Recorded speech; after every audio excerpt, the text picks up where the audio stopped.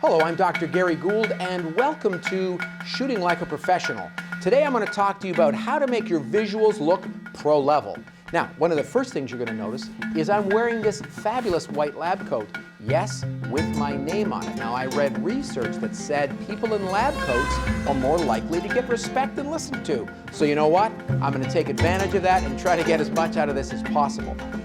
Now, one of the things we will talk about is color, because it's one of the things that your eye is drawn to. You'll notice the color I've put behind me here, this nice green and this nice red. My tie's a nice red. There are certain colors that look great on TV, and these are some of the things.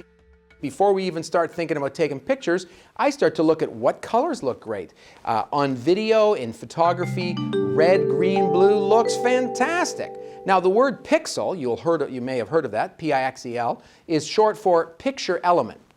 And a picture element are the things that make up the screen that you're watching me on right now, and those are a cluster of three colors, red, green, and blue. So those three colors, red, green, and blue, look terrific on the screen. And you'll know that from your screensaver on your MacBook, on your PC. Typically it's a nice blue because it looks really good with those monitors. So when I'm starting to look for pictures, I'm going to look for some colors that I know will look great on TV. Now this white is really hard to shoot, and it's what we call a low intensity color, whereas these colors in the background is a high intensity color. You'll notice that the combination of the low intensity color, like my shirt, and the high intensity color, like my tie in the background, make for a pretty interesting photograph. But if I go to a more muted background, I am going to look more bland. Now you're going to see some of that as we go on to the video, but for now I'm going to stand in front of this fantastic colored background. There's a few things I want to talk to you about. What is your eye attracted to? And these are some principles that we apply to video, to photography, to web design, anything that involves a visualization on a screen. One of the things that your eye is attracted to is focus. Maybe sounds silly, but what's in focus is what your eye is going to look at. In advanced shooting, we talk about depth of field, how you can make the background blurry, and the foreground focus. Now in this particular case, because we have lots of light, you'll notice that this number 3 behind me is perfectly sharp, and I'm also, hopefully, in focus.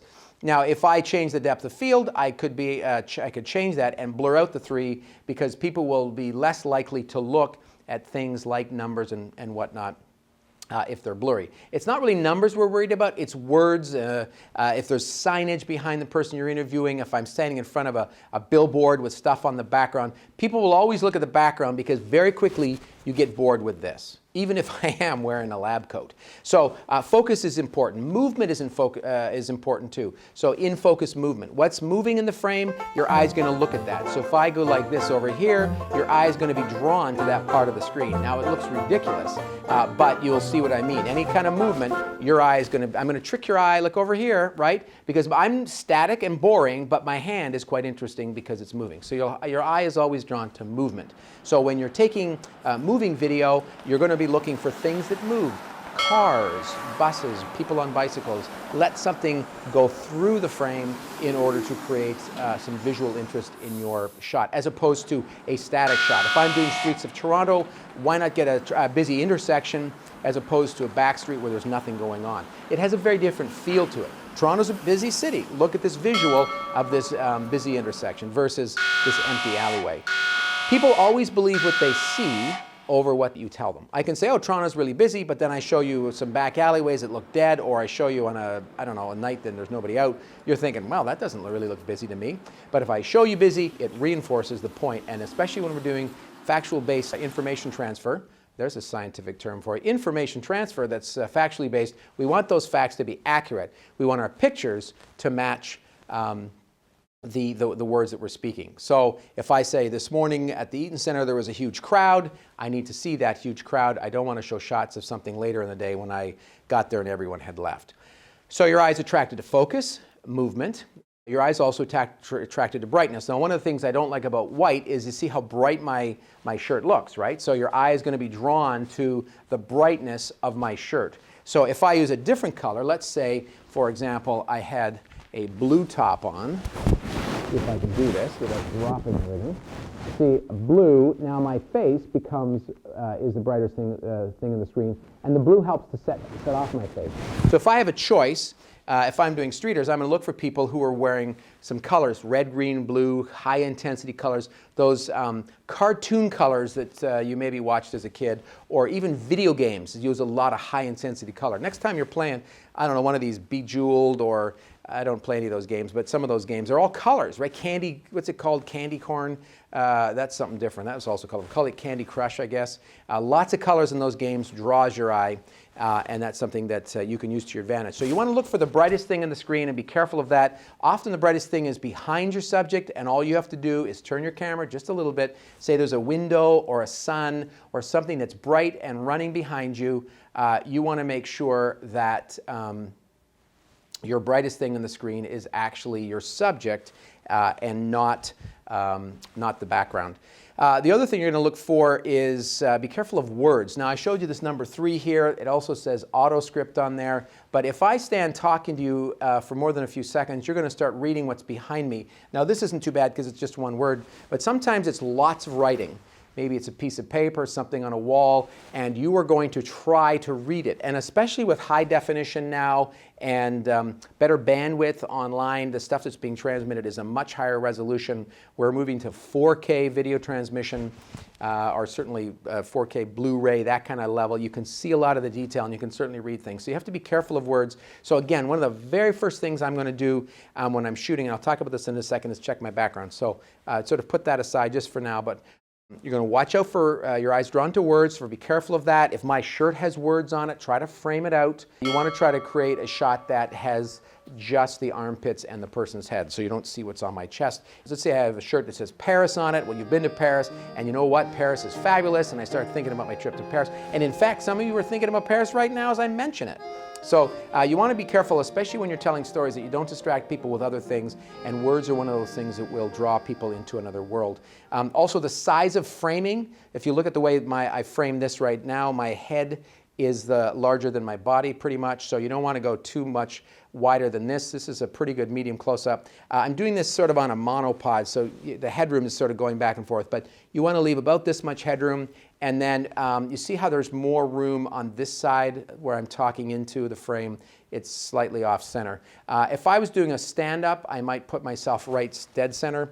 But even that, turning my shoulders sideways is going to give me a more interesting shot. So look for angles in a shot. And I can see if I can do this here. So see how this is just a flat wall behind me? There's really no visual interest in the shot. I see a lot of that. People put people up against walls. It looks like a passport photo. But if I turn a little bit, let's see if I go over here, though tripping. If I can create some visual interest this way, the background, there's more interest in the background this way. See how it's a bit more interesting visually. So that's one of the big keys when we're doing video is always watch your background, make sure it's interesting. Don't just look at your subject, look behind. So I'm going to look for good colors. I'm going to be careful of words and numbers. I want interesting angles behind the person, not flat. Dead flat shots.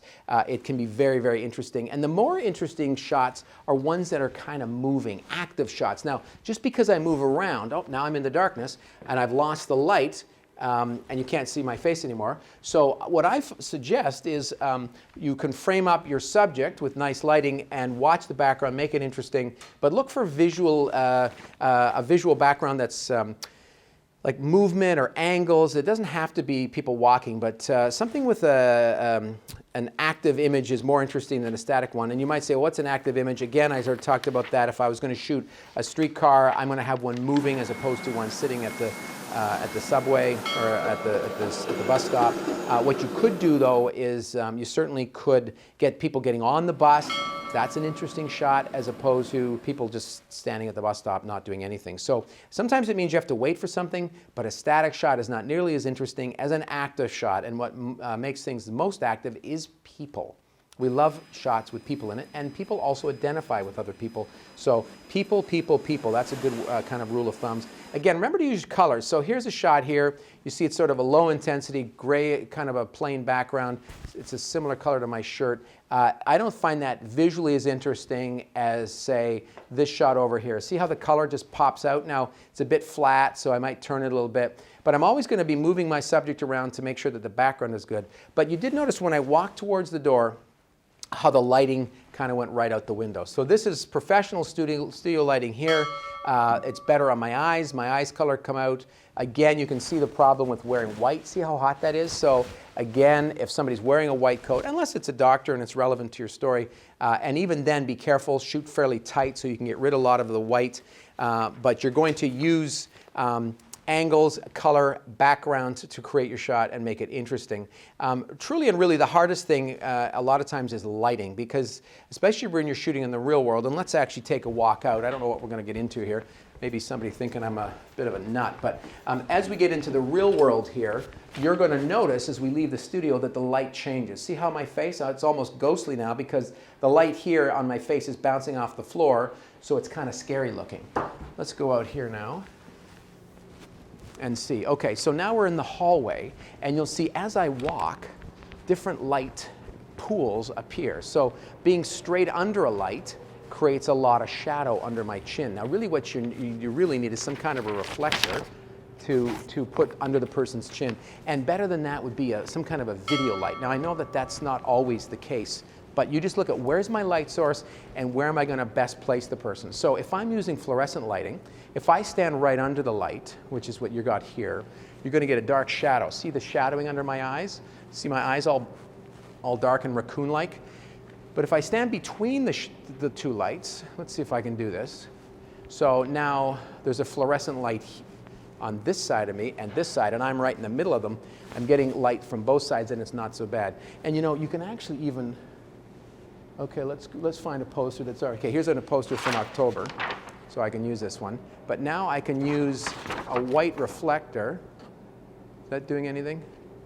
Right? If you had a big enough piece, you see how it reflects the light. So I can often use a reflector to pick up on the light, and it doesn't even have to be anything fancy. It can just be a piece of white board to reflect the light. So lighting is really, really tough, especially when you're in a situation where you have what you have and you think, oh, well, it looks fine to me. It might look fine to your eyes, but on camera, certain things can be very dark.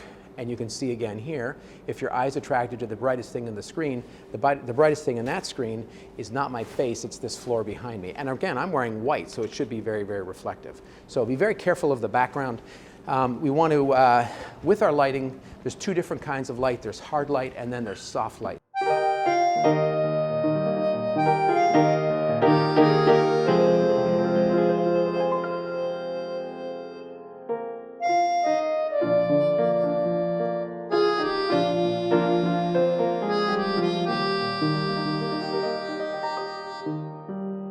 Fluorescent light, especially if it's diffused, is a softer light, right? You can see there, it's not too bad, and I can get a combination of a nice background with a nice light. But again, you also have to be careful because you see as I turn my face, see how the shadow appears on this side of my face? You want to make sure that the light is on the person's face. Well, now I got a problem because I got pretty good lighting on my face here, but behind me is this plain gray horrible background. So you want to find a balance when you're shooting your stuff to make sure you have a nice background and watch for light. Look for places that are more interesting visually. Now remember I talked about an active background? So I know that I can come out under the bridge here. And people, by the way, if you say, do you mind just walking over here? I'm going to get a better shot if I put you over here. So let's say something like this. See how soft the background is? Again, the lighting is a bit tough. But you're going to do your best with what you can. Sometimes too, if you have like an iPad or an iPhone or a smartphone of some kind, if you put the screen on white and hold it fairly close, you're going to get a nice soft white light onto the person's face. I noticed with some of the new smartphones, if you're doing a selfie towards you, camera will actually flash like a soft yellow or a white to try to light your face up. Because again, see how my eyes? Not great. And really what we want is we want great. Nobody wants average. Well, maybe you do, I don't. We don't want average, we want awesome. We don't want fine, we want fabulous. So we're always looking for fabulous. So I can play with the background here, see the nice angle in the background. Maybe I'm a scientist, you bring me out here, but again, you have to be careful of the light. Now, if I was doing photography, I would use a flash. And one of the things you can do with a flash, because a flash typically is just a really bright light, and especially if you're using, say, a smartphone light. So here's the light here. So it's a very hard light, But you can see actually how it brings my eyes out, right? So that's just a hard light. If you put a piece of Kleenex over that, you'll soften the light up even more, and you're going to actually do quite a bit with that and make my eyes look better, you see? So even some kind of light is better than no kind, but you don't want the person to look scary. Here's Dr. Gary Gould from Ryerson. So you have to be very careful how you light the person, because I look a bit like, actually I look a lot like Frankenstein. So you can see the way I light the person is going to make a difference. And typically we want the light to come down to the person's face at about a 45-degree angle. Even if I just offset the light a little bit, even this little smartphone thing, see how nice that is? Now it's really hard to look at, right? You look at that for 10 minutes, but a little piece of one-ply Kleenex or toilet paper even will work fine. But whatever color the toilet paper is, that's the color it's going to put on the face. But you can see my eyebrows, how it shadows my eyes? And what the light's going to do, it's going to bring the light back into my eyes.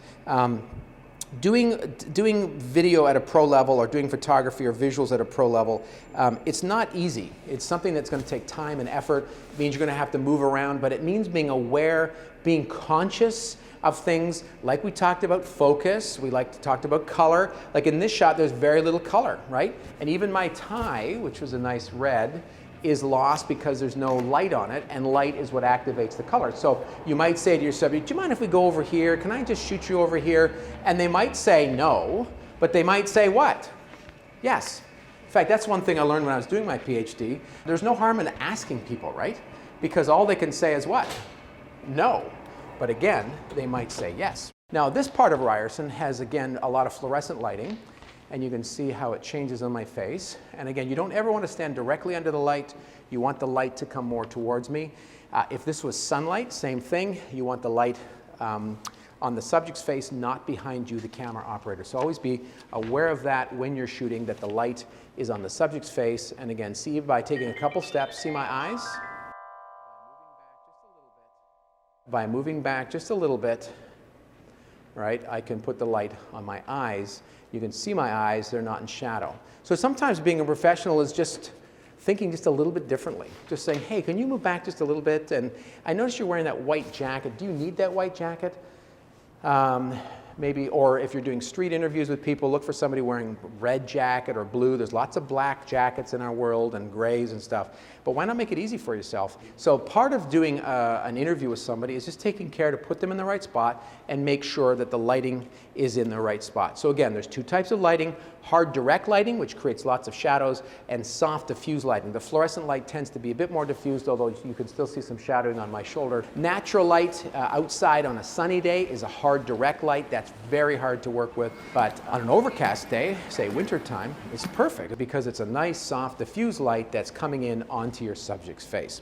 Another thing too, when we're talking about shooting images, this is true with photography, with video, whatever, get a variety of images and get lots of them. Medium close-ups, wide shots, different angles, move around, take lots of different shots, because the more variety you have, the more you will appreciate it later on when you're making your photo selection. So be very, very careful with that. Make sure you move around. Don't just stand in one spot. Now you might say, well, what's the best camera? Well, there's lots of different cameras. The best camera is the one you have with you, and often it's just your smartphone, and that's fine too. So just know how your phone works. That's true of any camera that you use, any device. Get to know your equipment, know how it's used and how it works. Because if you feel comfortable with your camera, then you're more likely to do fine with it in a high pressure situation. So those are some of my tips too. Always have a camera at the ready.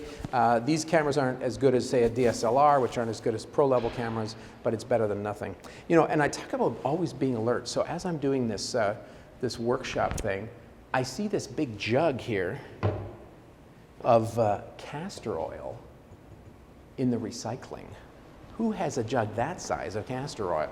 Now that's a story worth investigating. So always be alert, keep your eye looking for stories. When you're shooting stories, be aware of the light, where's it coming from? Look at your subject's face, look for color in the shot, look for an interesting background. Be very aware of distracting backgrounds, like say a big sign that says no food or drink right over my head, or this way, I'm interviewing somebody and there's a couple signs and I'm right up against the wall. See how uninteresting that is? Or you think, oh, here's a nice green wall, I'm gonna shoot the person right against it. and suddenly it looks like a passport photo all over again. So make it interesting. See how the background is much more interesting if you create an interesting angle. A long background is better than a short background. Let me see if I can get through here without falling over. But that's it. So shooting can be a lot of fun, but it's really frustrating if you think you've got a good interview and it's poorly lit, or there's a distraction in the background, or there's a reflection on a screen that you didn't see. Shooting tighter for an interview is better than shooting wide. And the other thing too that's critically important is audio. I don't know if you've noticed I'm wearing a microphone, but typically the camera mics are not very good at all. So if I'm going to do a video recording, I'm going to make sure that I have a microphone plugged in, and if you have to, then move the camera in closer to the person so that the sound picks up better on your device. Because if people can't hear you,